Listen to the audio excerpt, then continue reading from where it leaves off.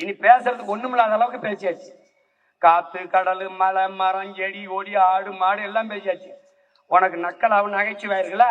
ஒரு நாள் நீ என்னை தேடுவ. நீ கஷ்டம் வரும்போதான கோயிலுக்கு போவ. ஒரு நாள் என் கோயிலுக்கு நீ வருவானி என்கிட்ட வருவானி. எதுவும் மாறாது. மாற்றுவதற்கு என்னையும் என் பிள்ளைகளையும் தவிர எவனாலும் முடியாது. மேல வந்துகிட்டு 10 லட்சம் கோடி கடன் இருக்குது. அது தெரியாம தான் முதலமைச்சர் வேட்பாளரை போட்டிட்டீங்க.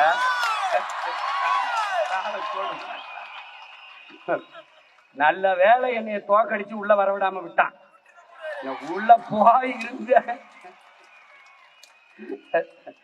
நல்வாய்ப்பா தப்பிச்சு போயிட்டு எல்லாரும்.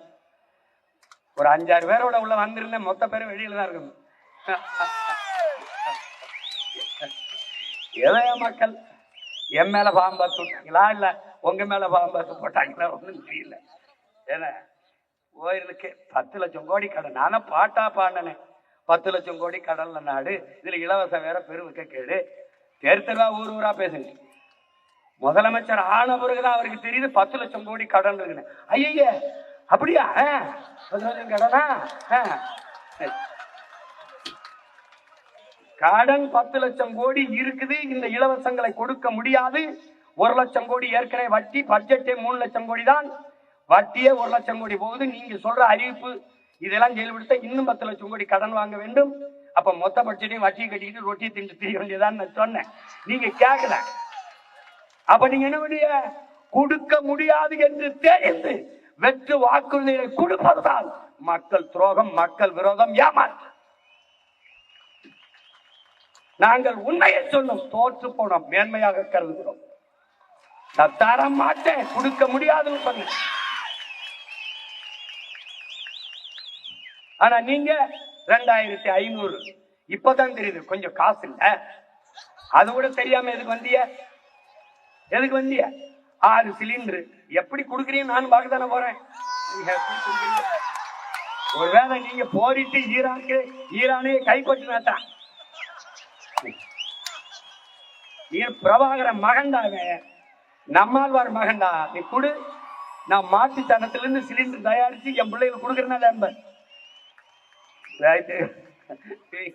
கொஞ்ச நாளுக்கு அரிசி இல்லைன்னு வருவான். எந்த போராட்டத்துக்கு என்னை கூப்பிடாது, வரமாட்டேன். உனக்குதான் ஒரு கஷ்டம் வராத. நீதான் கடவுளின் ஆட்சியை நிரூபிக்க. அப்புறம் நாங்க தேவைப்பட மாட்டோம்ல. ஏதாவது ஒரு பிரச்சனைன்னு வீட்டுக்கு வந்துட்டு எனக்கு மனு கொடுக்க வா.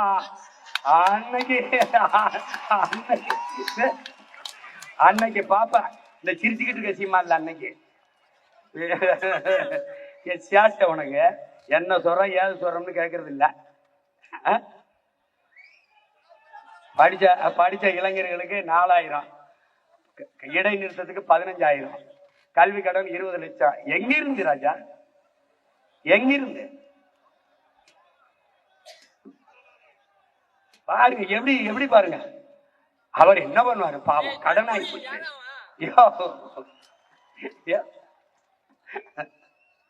வரும் தாய்மாமன் ஜீருவாரு. நீ பொண்ணு பார்த்துட்டு காத்துரு, தங்க வரும் தாய்மாமன் ஜீரு வரும். இது ஒரு கேவலம்டா, இது ஒரு கேவலம். ஆனா நான் நிறைய பாடம் நடத்தினேன். எனக்கு என் மக்கள் நடத்தின பாடம் இருக்குல்ல, அடிக்க முடியல, திணறிட்டேன். பேச்சு சொல்லிச்சு போட்டேன், பேரன் சொன்னா போட்டேன். ஜனநாயகம்ங்கிறது எவ்வளவு வேடிக்கையானதா இருக்கு பாத்துக்க. அப்பாடி சரி என்ன செய்யறது, பிறந்துட்டீங்க கூட போராடி இறந்துட்ட. ரொம்ப பேர் நான் பாட்டுக்கு படம் எடுத்து ஏதோ வருஷத்துக்கு ஒரு 2 படத்தை எடுத்து குடிச்சு நடிச்சு பொழைச்சி இருந்துருவேன். என்னைய கூட்டி கொண்டு வச்சு மண்டைய கழிச்சு நான் என்ன செய்யறது? அங்க போய் நீங்க போய் இறங்குங்க, உங்களுக்கு என்ன செய்யறதுன்னு தெரிய வந்துருங்க. எனக்கு தெரிய வந்துருச்சு, இங்க பல பேருக்கு ஒன்னும் தெரிய வரவே இல்லையே. அதான பிரச்சனை. நானு போராடாத பங்கேற்காத போராட்டம் கிடையாது. இப்படி திரும்பி பார்த்தா கட்சி ஆரம்பிச்ச காலத்திலிருந்து இந்த 15 ஆண்டுகள் இப்படி திரும்பி பார்த்தா எல்லா போராட்டம், வெயில், மலை, காடு, பசி, வட்டினி, எத்தனாயிரம் கிலோமீட்டர் பயணம், எத்தனாயிரம் மணி நேரம் பேச்சு, எதுவுமே பயன் இல்லை. எதுவும் பயன் இல்லை. ஆனா என்ன நினைக்க வேண்டியிருக்கு, நம்ம விவசாயி மகன் அப்பா விதைக்கிறாரு முளைக்கல, மறுபடி விதைக்கிறாரு முளைக்கல, மறுபடி விதைக்கிறாரு முளைக்கல. ஆனா மறுபடியும் உழுது நம்பிக்கையோட விவசாயம் விதைச்சிக்கிட்டு இருக்கான் பாரு. ஏன்னா நிலத்தை தரிசு போட முடியாது.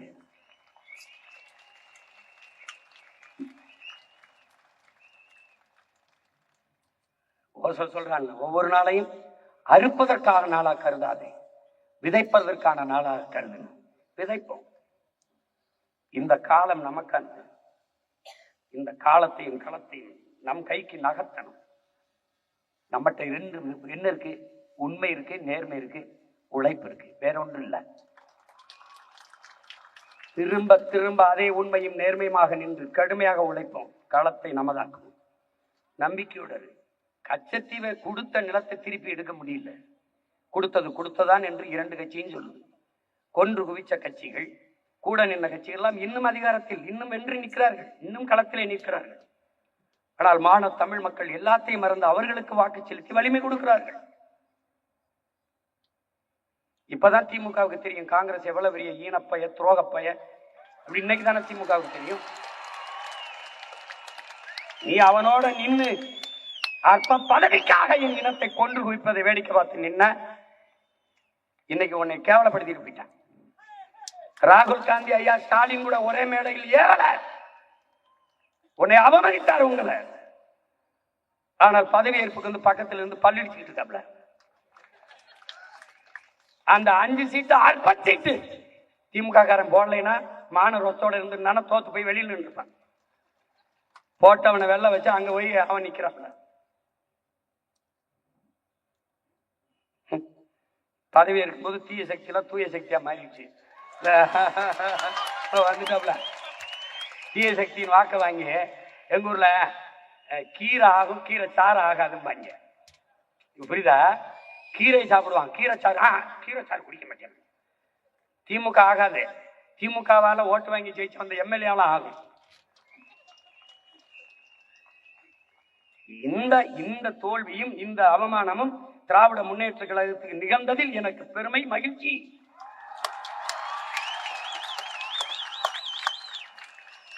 நீ செத்த வனத்தை தூக்கி சுமந்து உயிர் கொடுத்துக்கிட்டு இருந்தா, இல்லைன்னா அன்னைக்கே 10 ஆண்டுகளுக்கு முன்னாடியே புதைச்சிருப்பேன். நான் புதைச்சிருப்பேன்.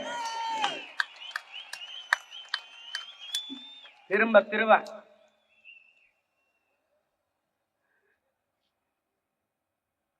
கொடுமை. எப்பமா போதிக்கும் போது புரியாது, பாதிக்கும் போதுதான் புரியும். நிமல ராஜபக்சே வாழ்த்து சொல்றான். அவன் பக்கத்துல வாங்கி குடிக்கிற நாய் இங்க வந்து கட்டி குலைச்சிக்கிட்டு இருக்கு. ஒரு நாய். அவனுக்கு பிரச்சனை ஆமகரி தின்னா இல்லையான்னு. டேய் உங்களை எல்லாம் நாய, உனக்கு தமிழில எங்க இருக்கு, தெற்கு இருக்கா வடக்கு இருக்கான்னு தெரியாது. என் தலைவன் நின்ன திசை தெரியாது. நாய் ஆடு இப்பதான் இருக்கு. ஒரு 6 மாசம் 7 மாசம் கழிச்சு உள்ள வந்திருந்தீன்னு வச்சுக்க, தப்பிச்சு போ. ஆமக்கறி திண்டாரா இல்லையா? ஏன்னா அவ்வளவு பெரிய பன்னாட்டு குற்றமாடாது. நான் இதை சொல்லி தொலைச்சிருக்க மாட்டேன். எங்காவது சும்மா இருக்காம எது சொன்னாலும் அங்க போய் சொல்லுங்க. பாப்பா நீங்க ஆமக்கறி சாப்பிட்டீங்களா, ரொம்ப நல்லா இருக்கு, அங்க போய் சொல்லுங்க. AK-74 பயிற்சி கொடுக்குது. அப்ப ரஷ்யாவில் இருக்கு, அதுக்கப்புறம் நம்ம கிட்ட இருக்குன்னப்பா. அப்ப இந்தியாவில் AK-74 இல்லை. இப்ப இந்தியாவில AK-74 சுட்ட ஒரு ஆள் நான் தான் இருக்கேன்னா, ஆமா அதை அங்க போய் சொல்லுங்க. அவர் சொன்னதுனால வந்து சொன்னேன், இல்லைன்னு நான் எதுக்கு சொல்றேன்?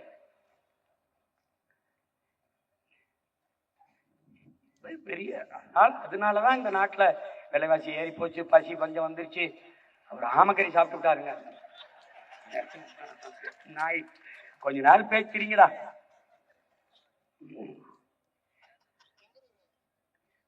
ஆனா பச்சை மட்ட வைத்தியம்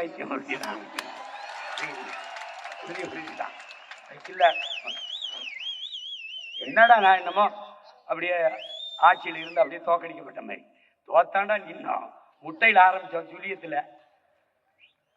4 லட்சத்துக்கு வந்தோம். அப்புறம் 18 ஆகணும், அப்புறம் 30 ஆகணும், அப்புறம் 36 ஆகணும், இப்ப 20 ஆயிருக்கும். நாளைக்கு 1,80,00,000 ஆகிறோம். என்னடா கெட்டு போயிருது? என்ன ஆயிருக்கு? நாய் வேலையெல்லாம் அழும்போது நாங்க 4 வச்சிருக்கோம், 40 ஆக முடியாத. உயர்ந்த நோக்கமும் லட்சியம் கொண்ட பிள்ளைகள். நீ தேடுவ, என்னை தேடுவ. கொஞ்ச நாள் விட்டு என்னை சமாளிக்கிறதுக்கு ரொம்ப கஷ்டப்படுவீங்க நீங்க. ஏன்னா நான் அடங்க முடியாத வெறியில் இருக்கேன். இந்திய கடலுக்குள் 850 பேரை சுட்டுக் கொண்டிருக்கான். இன்னும் சிறை பிடிச்சு சிறையில வச்சிருக்கான். ஒருத்தன் கேட்க துப்பு இருக்கா? இருக்கா? ஐயா ஸ்டாலின் அவர்கள் கடிதம் எழுதும் போது, ஐயா கருணாநிதி அவர்கள் எல்லாரும் கடிதம் தான் எழுதிக்கிட்டு மீனவரை சிறையிலிருந்து விடுதலை செய்யுங்க, அதை விடுதலை செய்யுங்க. இவர் புதிதாக வந்திருக்கிறவர், இவர் கடிதத்தை எழுதி விட்டு அப்படியே இருந்து விடுவார்கள். வந்த 2வது நாள் இவர் ஒரு கடிதத்தை போட்டு இருந்துட்டாரு. எங்க நான் வர்றேன், கைது ஒண்ணு சொல்லு பார்ப்போம், கைது ஒண்ணு சொல்லு. ஒரு சிங்களம் என் ஊர்ல இருக்க மாட்டான், பூரா புழல் சிறையில் உட்கார்ந்துருப்பான். அவனுக்கு தெரியும். அதனால இவனை எப்படியும் வரவிட்டக்கூடாதுன்னு நினைக்கிறான். இந்த கட்சி மட்டுமா, கார்பரேட் கூட்டாண்மை முதலாளிகள் நம்மளை வீழ்த்துவ நினைப்பார்கள், துடிப்பார்கள். வந்தா மலையை தொட விட மாட்டான், குவாரியை தொட விட மாட்டான், மணலை தொட விட மாட்டான். நீரை விற்காத வெளியில போ, தண்ணி விற்பனைக்கு இல்லைம்பா. பள்ளியை தரம் உயர்த்துவான், கல்வியை தரம் உயர்த்துவான், மருத்துவமனை தரம் உயர்த்துவான். நம்ம வியாபாரம் படுத்துறோம். இது தெரியாதா? நான் 5 விழுக்காட்டு முதலாளிகளுக்கு வந்தவன் அல்ல, 95 விழுக்காடு என் மக்களுக்காக வந்தவன்.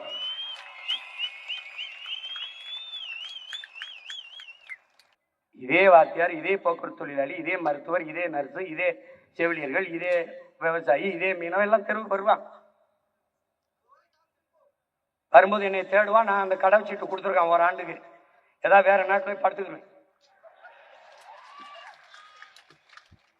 ஆமா, பேச்சு போப்பாங்க, போப்பா சொல்லு. எளிதாக கிடைக்கிற எந்த பொருளுக்கும் மதிப்பு தெரியாது. அது கேட்கிற போதெல்லாம் மதிச்சு மதிச்சு பேசிட்டு இருந்தோம்ல.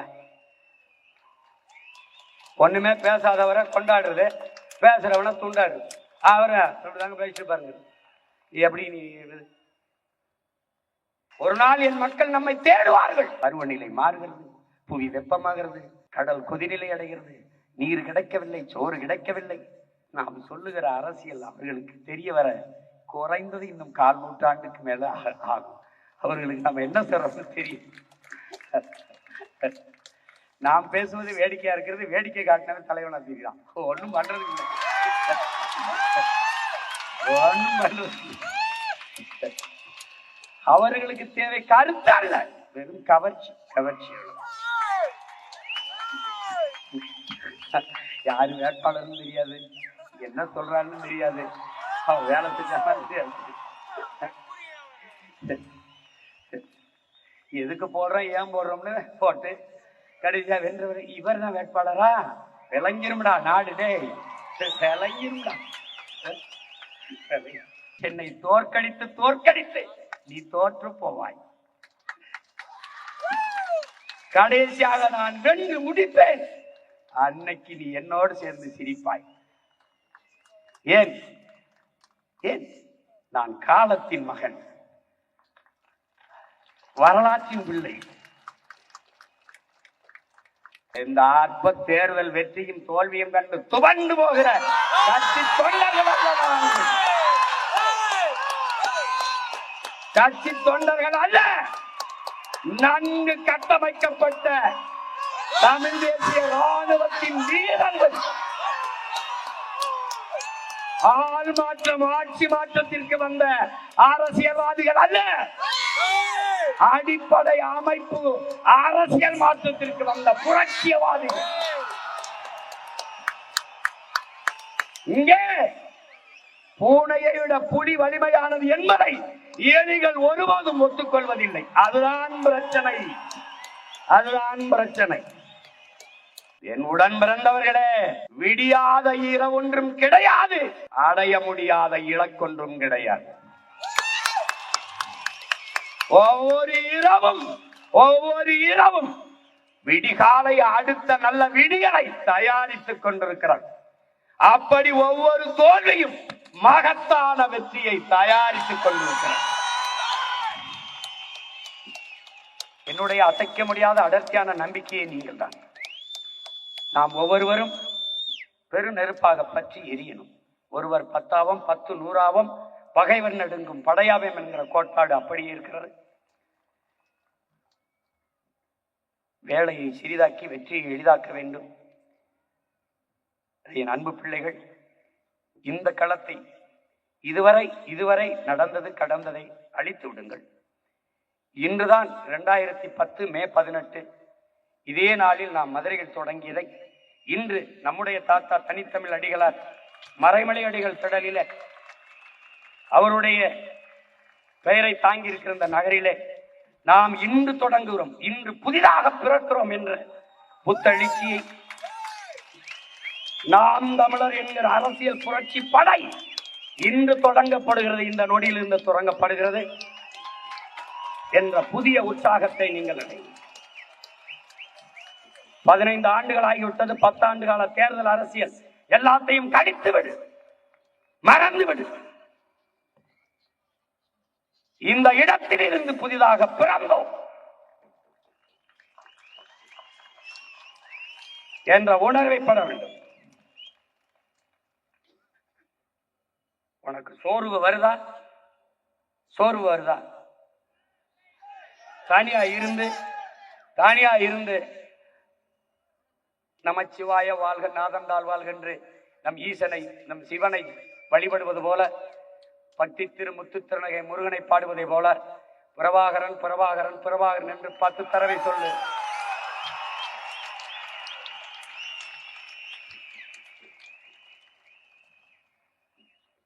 சோர்வு வருதா? பாலச்சந்திரன் பாலச்சந்திரன் என்று 10 தடவை சொல்லு. ஒரு தடவை கற்பனை செய்துவார். நம் அக்காவும் தங்கையும் சிங்கள ராணுவ வீரர்களால் வன்புணர்வு செய்யப்படுகிற போது கீழே கிடக்கிற நம் தங்கை என்ன நினைத்திருப்பார்? உலகெங்கும் இத்தனை கோடி அண்ணன் தம்பிகள், மாமமைத்தினர்கள், சித்தப்பன், பெரியப்பன்கள், இவ்வளவு பேர் மானத்திற்காக உயிரை இட்ட இனத்தின் மக்கள், இத்தனை பேர் இருந்து எனக்கு இந்த ஈன நிலையா என்று எண்ணி இருப்பாளா? அந்த எண்ணத்துக்குள் போ, அந்த எண்ணத்துக்குள்ளே போ. போராடி செத்தவன் உயிர் பிதுங்கி வெளியேறுகிற நிலையிலே சிந்திய ரத்தத்தையும் கொடுத்த உயிரையும் உன் உரிமைக்காக உன் விடுதலைக்காக கொடுத்தான் என்ற எண்ணத்தை இதயத்தில் ஏந்திக்கொள். உன் சிந்தனை முழுக்க நிறைத்துக்கொள். சோர்வென்பது எங்கே வரும்? படுத்து கிடந்தால் சிலந்தியும் சிறை பிடிக்கும், எழுந்து நடந்தால் இமயமும் குடை பிடிக்கும். சோம்பலை உதறி தள்ளுங்கள், சாம்பலும் சரித்திரம் படைக்கும். சோம்பலை உதறி தள்ளுங்கள், உங்கள் சாம்பலும் சரித்திரம் படைக்கும். ஐயா அப்துல் கலாம் சொன்னது மாதிரிதான், நம் பிறப்பு சாதாரணமாக இருக்கலாம், ஆனால் இறப்பு சரித்திரமாக இருக்க வேண்டும் என்பதை தன்மானமும் ஈரமானம் கொண்ட எண்ணுயிர் தம்பி தங்கைகள் கவனத்தில் வச்சுக்கணும். தம்பி பாலச்சந்திரனை பார், சுத்தி ராணுவ வீரர்கள் துவக்கோடு, பிஞ்சு குழந்தை, ஒற்றை மகன், ஒரு உறவினரும் இல்லை. அவன் என்ன நினைத்திருப்பான்?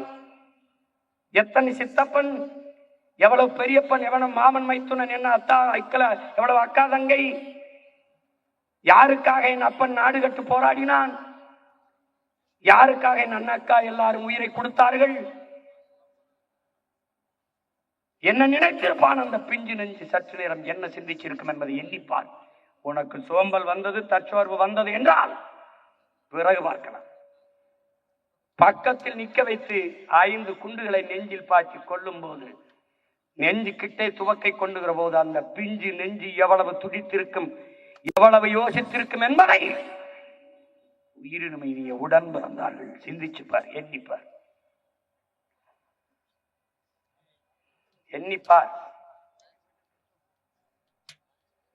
கால்களை இழந்து, கைகளை இழந்து, விழியை இழந்து, உறுப்புகளை சிறைய கொடுத்து களத்திலே நின்றார்களே நம் வீரர்கள். யாருக்காக? எனக்கு கால் இல்லை, பரவாயில்லை, சுதந்திர தாயகத்தில் என் உடன் பிறந்தார்கள் சுதந்திரமாக நடக்க வேண்டும் என்பதற்காக. எங்கள் கண்கள் சிதைந்து போனது. ஆனாலும் பரவாயில்லை, விடுதலை பெற்ற தாயகத்தை எங்கள் பிள்ளைகளின் கண்கள் பார்க்கட்டும் என்பதற்காக. கைகள் இல்லை, எதற்காக? எங்களுக்கு இல்லை, பரவாயில்லை, எதிர்காலத்தில் என் இன பிள்ளைகள் விடுதலை பெற்ற நாட்டிலே பறக்கிற என் தேசிய கொடியை விண்ணுயர பறக்கிற போது கைதட்டி மகிழட்டும் என்பதற்காக.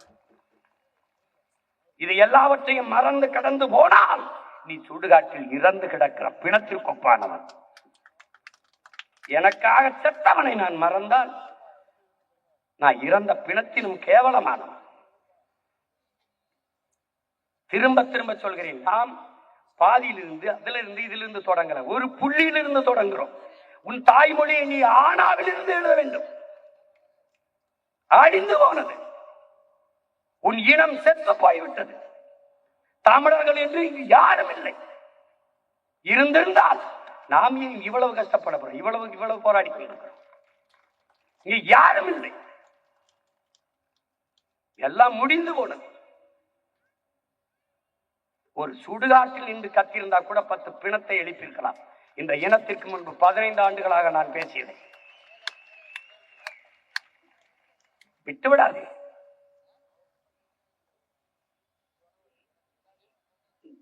நம் மாவீரர்கள் அடைகாத்த விடுதலை நெருப்பை அணைய விடாதே, பற்றவை. முன்னைக்கு முன்னே வேகமாக வேகமாக வேகமாக கடைசி சுற்று லாஸ்ட் ரவுண்ட் என்ற போது என்ன வேகம் எடுத்து ஓடுவாய், அந்த ஓட்டத்தை இந்த 5 ஆண்டுகள் ஓட வேண்டும் என் உடன் பிறந்தார்கள். நாம் 100 மீட்டர் 200 மீட்டர் ஓடல, டக்குன்னு வந்த உடனே கப்பத்தட்டிட்டு போறது. 5000 கிலோமீட்டர் 5000 மீட்டர் ஓட்டம். இது 5000 மீட்டர் ஓட்டம், தொடர் ஓட்டம், நீண்ட தூரம் வந்துட்டோம். இது கடைசி சுற்று. இந்த மறுபடியும் சொல்றேன், இந்த களமும் காலமும் நமது கையிலே, நமக்காக காத்திருக்கிறது களம். உள்ளாட்சி தேர்தல் இருக்குது, 29 நாடாளுமன்ற தேர்தல் இருக்குது, 31 தேர்தல் இருக்கிறது. உறுதியா 29 தேர்தலில் எவரோடும் கூட்டில்லாது மறுபடியும் தனித்து 40 தொகுதியிலே 20 பெண்கள் 20 ஆண்கள் என்று மான வீரமிக்க புலிமறவர்களை களத்திலே நிறுத்தி மறுபடியும் களத்திலே இழந்த வாக்குகளை திரும்ப பெற்று பன்மடங்கு வாக்கை உயர்த்தி அடுத்து நாங்க தான் என்ற நிலைப்பாட்டை இந்த மண்ணிலே விதைக்கிறோம். நீ கவலையே படாத, எங்கேயும் போக முடியாது. நம்ம மக்கள் நம்மளை விட்டு எங்கேயும் போக முடியாது. ஏன்னா நாம இருக்கிற எல்லா காயத்திற்கும் ஒரே மருந்து நாம தான். எளிதில் வென்றவனின் இதயம் மலரினும் மெல்லிதாக இருக்கும். தோற்று வென்றவனின் இதயம் இரும்பினும் கடினமானதாக இருக்கும்.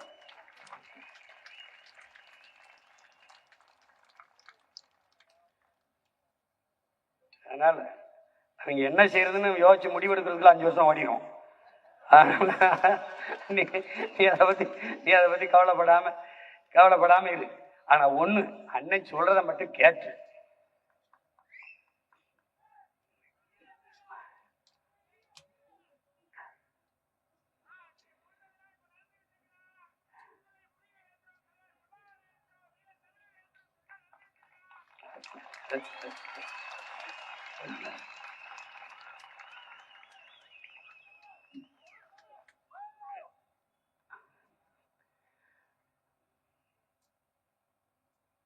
தலைவர் நமக்கு கற்பித்ததுதான். சுபாஷ் சொல்றான்ல, உன்னை ஒருவனாலும் தோற்கடிக்க முடியாது, உன் நம்பிக்கையில் நீ தோற்கிற வரைங்கிறான். தலைவர் நமக்கு சொல்றாரு, நல்லவர்கள் கூட தோற்றதாக வரலாற்றில் செய்தி உண்டு, நம்பிக்கை கொண்டவர்கள் தோற்றதாக வரலாற்றில் செய்தி இல்லை. நம்பிக்கையோடு இருங்கள், நம்பிக்கையோடு இருங்கள். வெற்றி மிக அருகில் இருக்கிறது. இப்போ வெற்றி நம்மை தேடி ஓடி வந்து கொண்டிருக்கிறது. நம்பிக்கையோடு இருங்கள், வெற்றி நம்மை தேடி ஓடி வந்து கொண்டிருக்கிறது. நாம் பேசினோம், வெற்றி தரவில்லை, இனி பேச மாட்டோம், வெல்வோம்,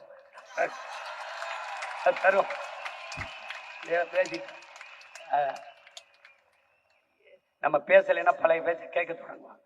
படமா போட்டு காட்டினேன், இப்படி வேலையை கொடுப்பேன், இப்படி கல்வியை கொடுப்பேன், இப்படி இதை கொடுப்பேன், இப்படி நீரை பெருக்குவேன், இப்படி விவசாயத்தின. அவனுக்கு இது புரியல. மறுபடி இந்த ரீரிலீஸ் பண்ணுவாங்கல்ல, அப்படி மறு ரிலீஸ் பண்ணும் போது போட்டு பாடுறான். கேரளாவில இருந்தெல்லாம் பேசுறான், ஏப்பா என்னப்பா அவருக்கு போடாம விட்டீங்க அப்படின்னு. பார்த்துக்கிறோம். அதனால இந்த நாள் நமக்கு ஒரு புதிய நாள் தான், உற்சாகமான நாள் தான். நம்ம இப்ப கட்சி ஆரம்பிச்சு விரைவில் ஆட்சியை பிடிப்போம், அவ்வளவுதானே. இப்ப கட்சி ஆரம்பிச்சிருக்கோம், விரைவில் ஆட்சியை பிடிப்போம்.